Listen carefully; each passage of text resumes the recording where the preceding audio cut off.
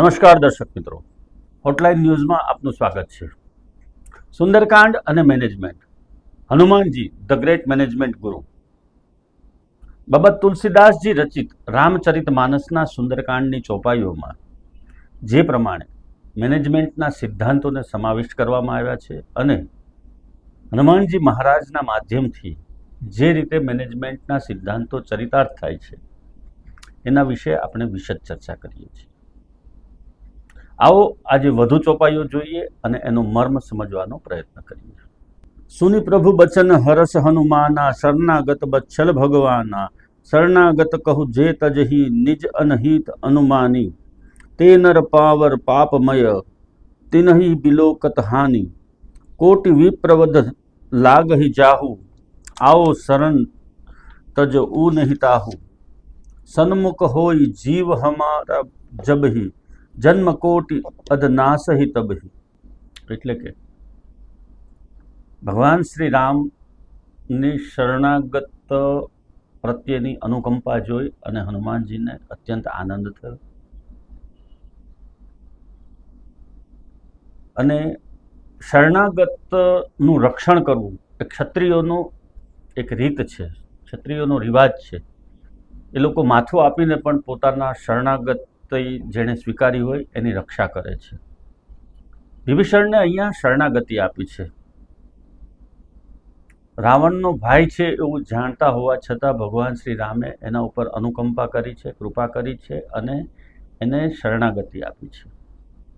આ વિભીષણનો આગામી લંકાના યુદ્ધ વખતે ખૂબ મહત્વનો રોલ રહેવાનો છે. ભગવાન તો બધી જ વાત જાણતા હતા અને એમણે એ જ પ્રમાણે વર્તન કરી અને એમને શરણાગતિ આપી છે. શાસ્ત્રોમાં તો એટલે સુધી કીધું છે કે શરણાગતિ સ્વીકારનારની રક્ષા કરવી એ ક્ષત્રિયનો ધર્મ છે, ક્ષાત્રપ ધર્મ છે. આજના સંદર્ભમાં આપણે આ વાતને સમજીએ તો કોઈ પણ કંપનીને છોડીને આવેલો વ્યક્તિ જે સાચું બોલવાની સજા પામ્યો હોય અને એને કંપની છોડવી પડી હોય તો આવા સામેના કંપનીના કર્મચારીને આપણે રોજગારી આપવી એ એક બોસ તરીકે એની ફરજ બને છે.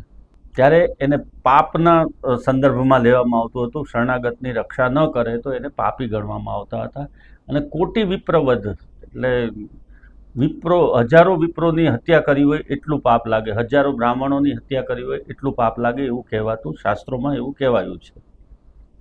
પરંતુ અહીંયા સામેની કંપનીમાંથી આવેલા નિર્દોષ કર્મચારી કે જેને સાચું બોલવાની સજા મળી છે એને તમે જ્યારે તમારી કંપનીમાં રાખો છો ત્યારે તમારી કંપનીને ભવિષ્યમાં ખૂબ મોટા લાભ મળવાના હોય છે. એના અનુભવનો લાભ મળવાનો હોય છે, એના વિઝનનો લાભ મળવાનો હોય છે, એનું સાચું કહેવાની જે ક્ષમતા છે એનો લાભ તમારી કંપનીને મળતો થાય છે અને એક પરિવારને રોજગારી મળે છે, એક પરિવારને રોટલો મળે છે તમારી કંપનીના માધ્યમથી.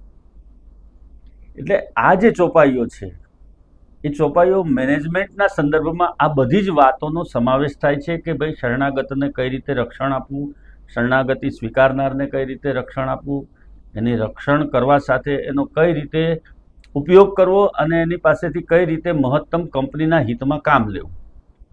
આ તમામ બાબતોનો સમાવેશ આ 4 ચોપાઈની અંદર થઈ જાય છે.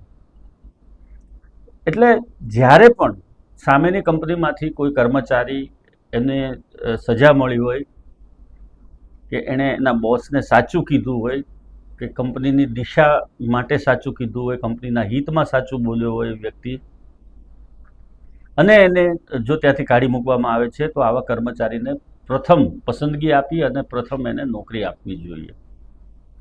એ ખૂબ જ ઉપયોગી પુરવાર થશે અને કટોકટીના સમયમાં હાલના સંજોગોમાં તો તમામ ક્ષેત્રની અંદર ગળાકાપ હરીફાઈ ચાલી રહી છે. કંપનીઓમાં એક જ પ્રોડક્ટ બનાવતી 50 થી 100 કંપનીઓ હોય છે અને એ લોકોને માર્કેટમાં ટકી રહેવા માટે ઘણા બધા સમાધાનો કરવા પડતા હોય છે. ત્યારે આવા જ કર્મચારીઓ જે કંપનીના હિતમાં કામ કરતા હોય છે, કંપનીના હિતમાં સાચું બોલતા હોય છે અને બજારની પરિસ્થિતિ સમજતા હોય છે, આવા જ કર્મચારીઓ તમારી કંપનીને કામ લાગશે અને તમારી કંપનીને આગળ લઈ જવામાં, તમારી કંપનીનો નફો વધારવામાં આવા જ કર્મનિષ્ઠ કર્મચારીઓ તમને કામ લાગશે.